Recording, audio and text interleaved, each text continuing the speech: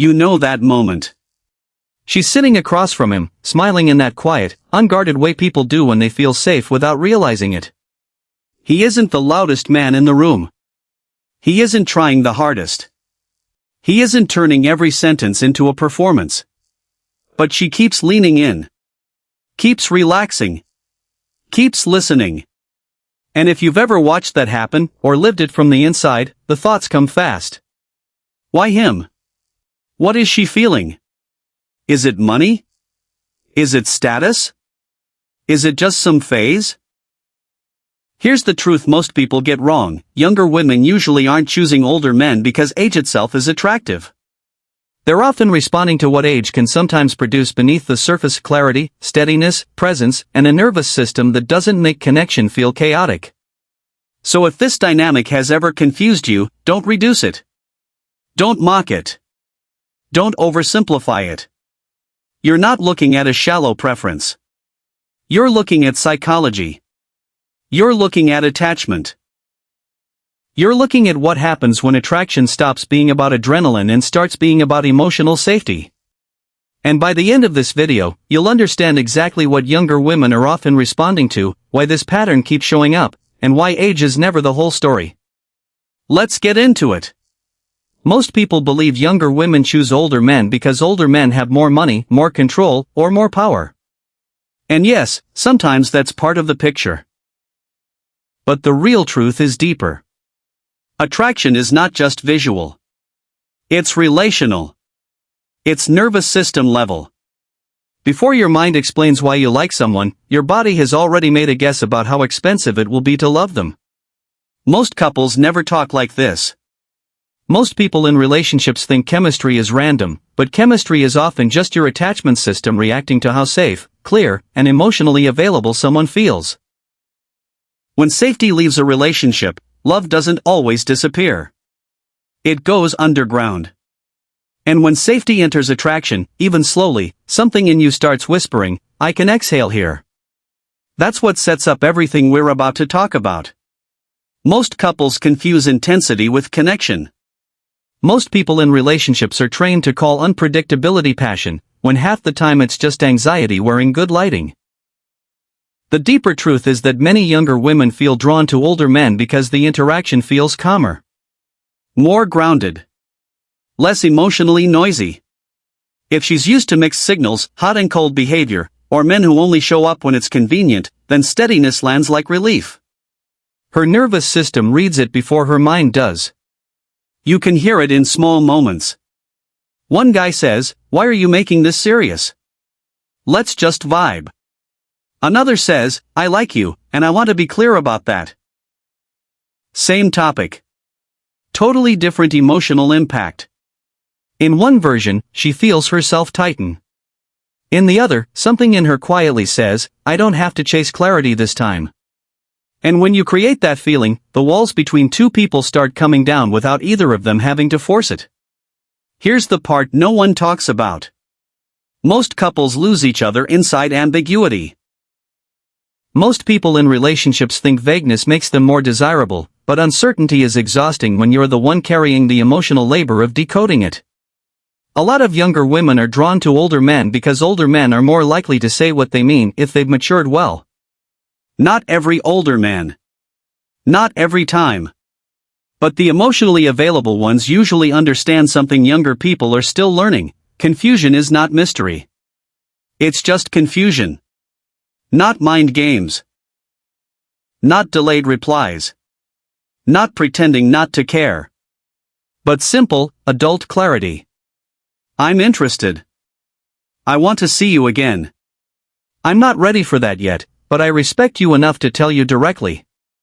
Bro, that changes everything. One woman shares something vulnerable and hears, "Damn, that's wild," before the subject changes. Another hears, "That must have been lonely for you." Her brain registers, "He actually stayed with me there." And that's the shift that makes a relationship feel less like guessing and more like being genuinely met. And this is the one most couples never figure out.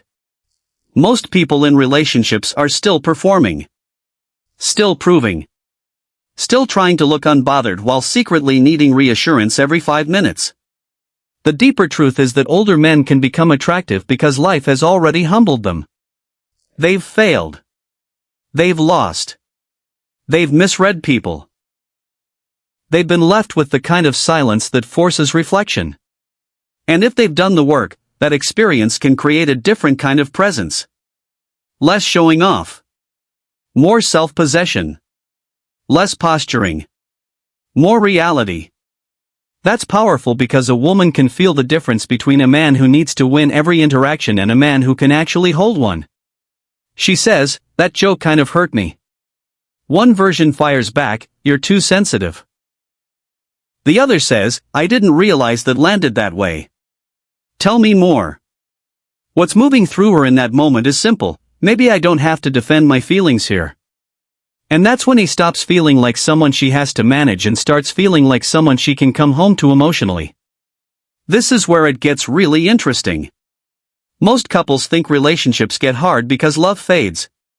But often love gets heavy because the nervous system never gets to rest.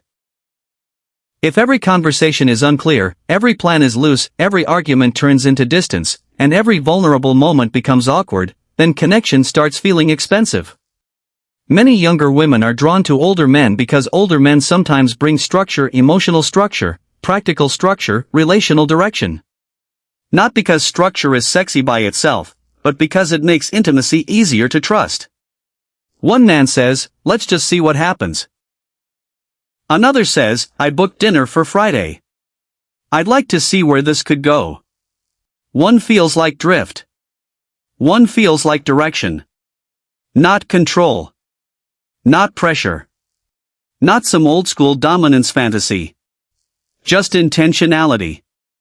And intentionality creates safety because it tells her, "I'm not carrying this alone." That's the shift that turns a relationship from emotional gambling into something that actually feels buildable. But here's what nobody explains. Most people think women want more attention. What many women actually want is better attunement.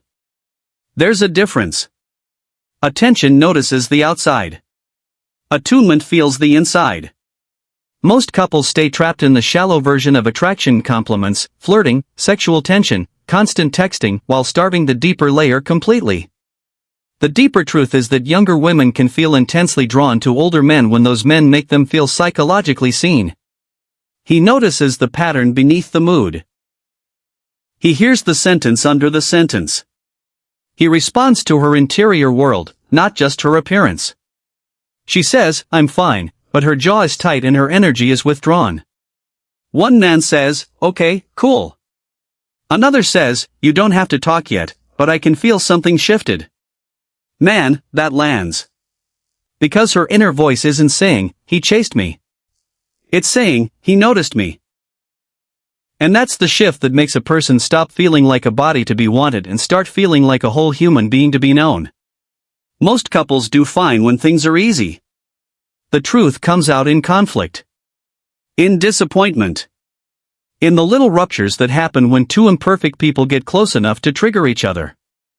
Most people in relationships can be charming in peace and chaotic under pressure. That's why emotional containment matters so much. When a younger woman is drawn to an older man, sometimes what she's responding to is his ability to stay present in hard moments without collapsing, exploding, fixing, or disappearing.